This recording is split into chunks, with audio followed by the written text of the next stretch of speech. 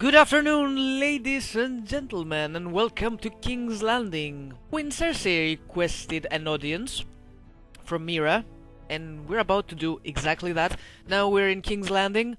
We met Margaery, we met the callboy, and we also met Mira. And I'm kind of stressed because it's the first time, it's the first contact we have with Cersei. Let's begin. You'll be fine. I know you will. You may feel one thing, but you must say another. I'll keep this as a reference. Good luck.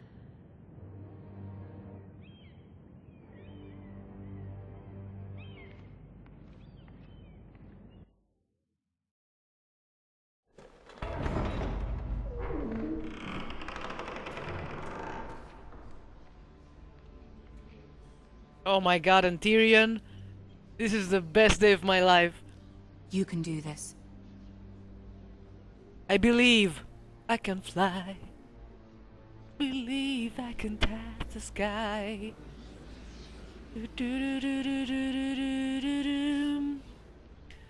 Hello, guys. What's up? Ah, Lady Margaery. Aren't you looking lovely this evening? Lord Tyrion. Your Grace? With your permission, allow me to introduce Lady Mira of House Forrester. I hate your guts, but I love you at the same time. Your Grace. Ooh, she's pleased. The girl knows her courtesies. Impressive. You may rise. House Forrester is a northern house loyal to the king. Are they? I beg your pardon, Your Grace. I wasn't talking to you. I want to hear from the girl. Is your family loyal to the king? Perhaps you should ask the new Lord Forrester. He's not here, is he? She is. Joffrey is the one true king, Your Grace. And yet... For centuries, the Forresters have been loyal bannermen to House Stark. A house of traitors. Yes, Your Grace. They are traitors. The Starks were your liege lord, yet you name them traitors so easily. I take it this is the kind of loyalty the king can expect from you. If you have any loyalty at all. Is your house willing to swear fealty to your new liege lord, Roose Bolton?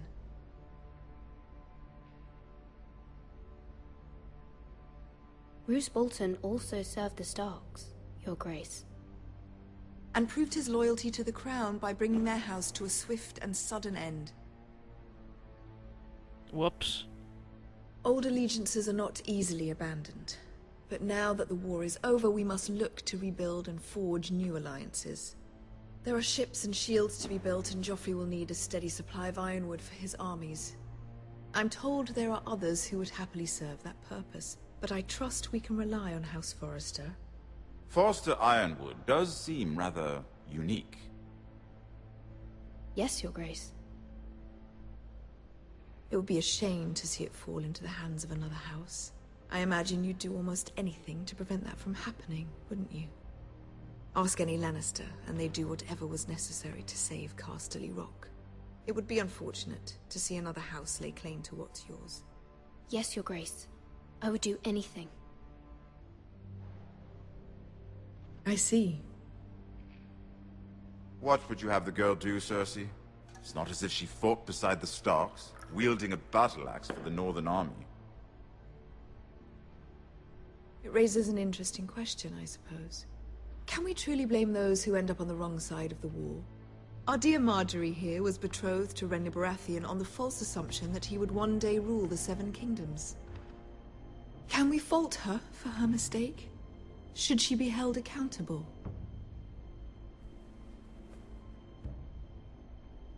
I'm sure she regrets it. Perhaps. Perhaps not. If there's a point to this, I hope you find it quickly. Loyalty can be such a hard thing to define. This city alone is filled with all sorts of ambitious opportunists looking to reinvent themselves. pretending to be something they're not. Who knows what lurks within their hearts? You are a girl from the north, here in service to Lady Margaery. One can only assume her interests are yours. Yet loyalty to a king, that must be absolute, beyond question. And if your loyalties were to become conflicted between your king and the very person whom you serve, what would you do then? I'm sure she Let the would... girl answer the question. Go on. I would be true to the king, Your Grace. Well said. I was beginning to worry you didn't have your priorities straight. She is a threat to the crown, isn't she? The most dangerous handmaiden in all of King's Landing. My sense is this girl will say almost anything to get what she wants. Which is not very encouraging.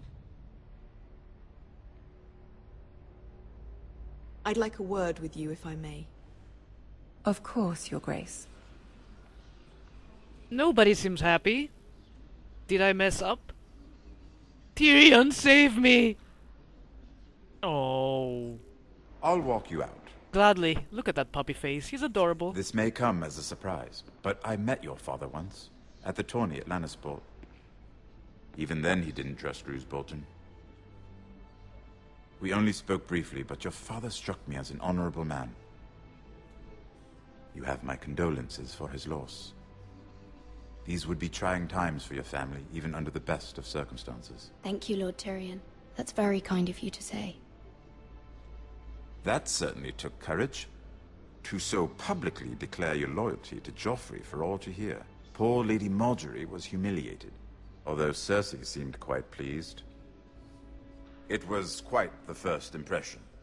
I, of course, found it all highly entertaining. I did it for Lady Margaery. Rather odd, if that's what she asked of you. But I'm sure she has your best interests at heart. My sister and I have our differences.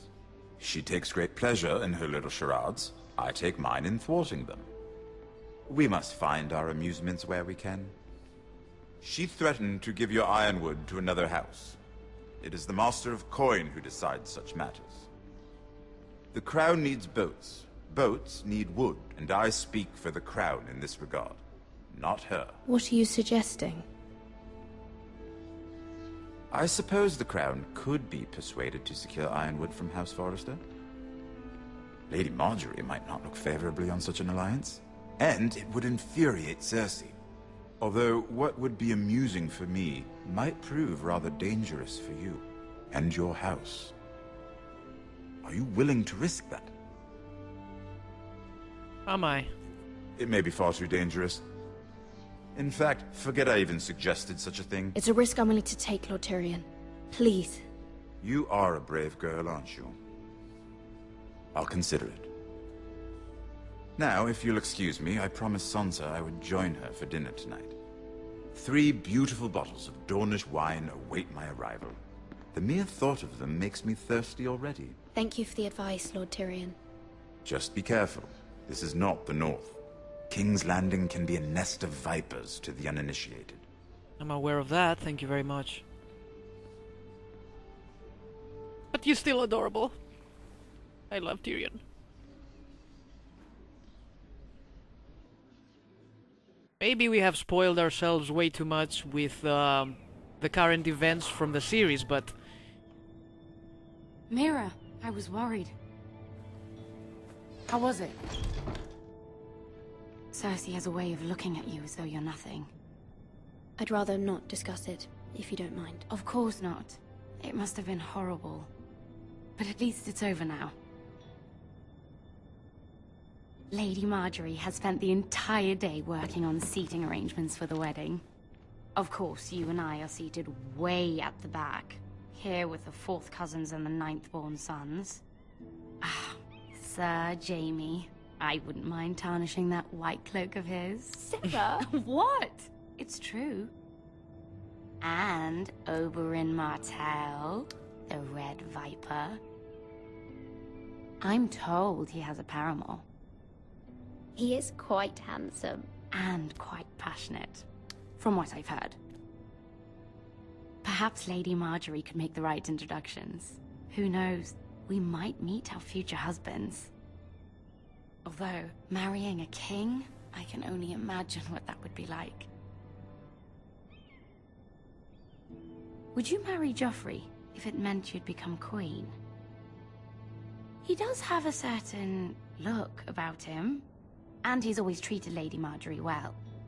Which is more than you can say for his mother. I don't want to be queen, no matter who I'd have to marry. Don't want to be queen? You northerners. You'd make a perfect scepter. Well, I would marry him. Imagine the power you would have as Queen of the Seven Kingdoms. I might even allow you to be my handmaiden. Let's see, who else should we marry off? Brienne of Tarth and Tyrion Lannister.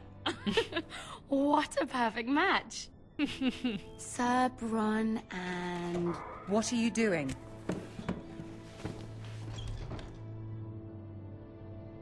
Well? I'm sorry, my lady. As am I. We shouldn't have been messing about. This is not a game. It's a battle plan. Allies and enemies can be made with every move. Yet they say it is men who are powerful.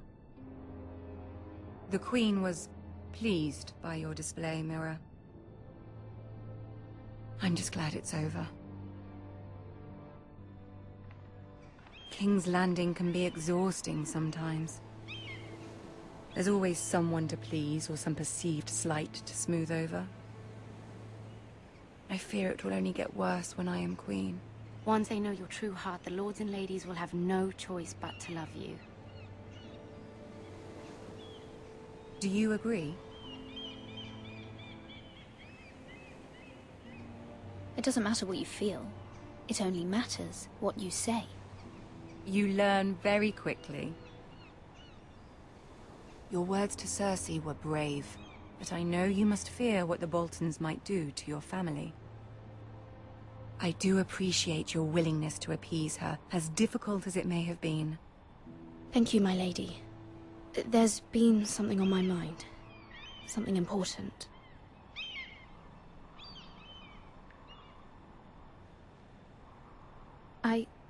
I did have a favor to ask of you in return. Whatever you wish to say, you can say it in front of Sarah. There are no secrets between us. It's about my family. I trust her. I don't. I prefer to speak with you alone.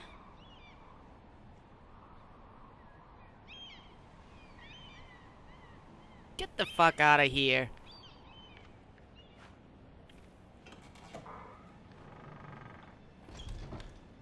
So you can remember that, I don't care. Go on. Ask. I received a letter from my family. I fear my family will suffer if Ramsay is left to do as he likes. But if a raven could be sent to the Boltons to let them know House Forrester has the protection of the crown. Ramsay Snow will arrive at Ironrath within the week. I would never ask this of you if it weren't so urgent. That is no small request, especially now. Joffrey knows only too well your family fought for the Starks, and now you would have me ask him to intervene. Is the situation that dire? Joffrey will not look favorably on such a request. It is that dire, my lady. I fear for my family's safety. I don't know, Mira. If Cersei were to find out... Don't let the Queen bully you. You have power over him, Lady Margaery, as no one else does. Not even his mother. Ramsay Snow will arrive at Ironrath within the week. I would never ask this of you if it weren't so urgent.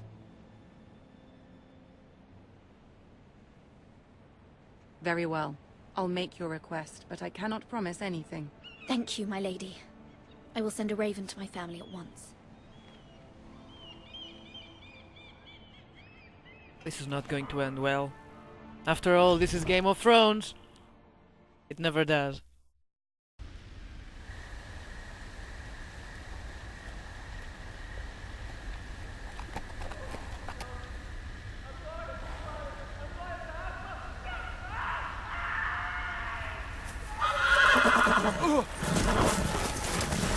Oh my god, I cannot even hold a horse. 7 hells. You're pathetic, Garrard. Jesus. Hate this guy.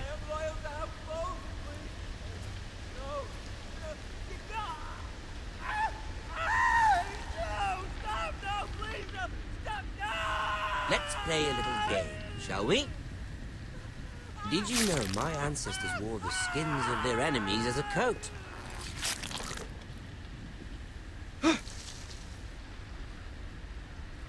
Oh shit. Are they flaying him alive? Not my best work, unfortunately. I suppose I have fallen out of practice. But he didn't make it easy, what with all that bloody noise. Like a drowning cat. I thought he'd never stop.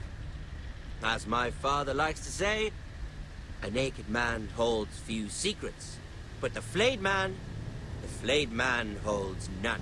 Pity he didn't know your father is the Warden of the North. He does now. How much further is it to these Forresters? A day, my lord. 2 at most. What was that? Oh shit, I'm noisy. My lord? Shh! Listen. Just an old nobody. Oh shit. Hear that? I know I heard something.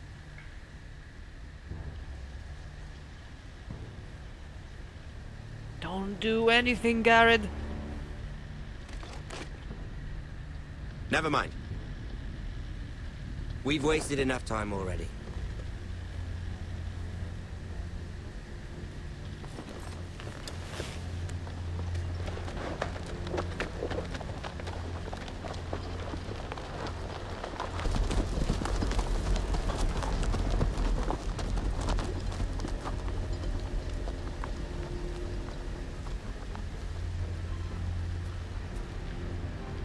Don't you know, Garrett, that curiosity killed the cat? Oh my god. I'm scared. I can see this part.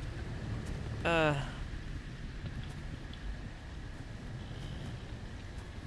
hell. Sweet Jesus.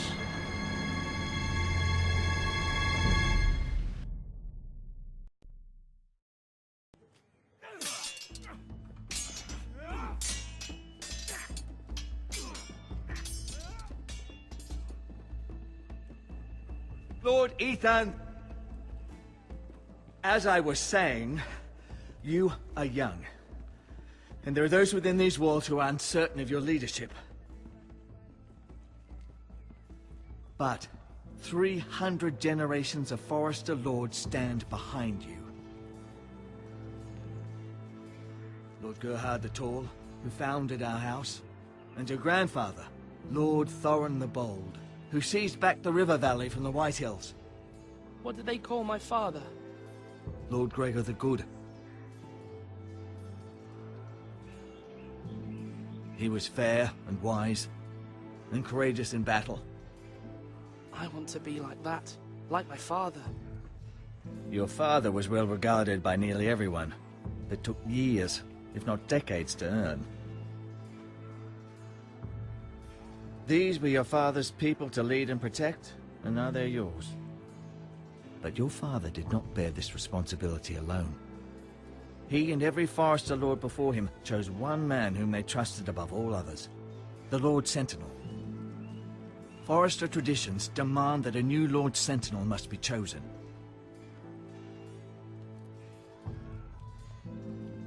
Keep walking, you craven son of a whore. Move! Summon the Lord! We need his judgment. What the hell is going on now? I've done nothing wrong! I was only trying to survive!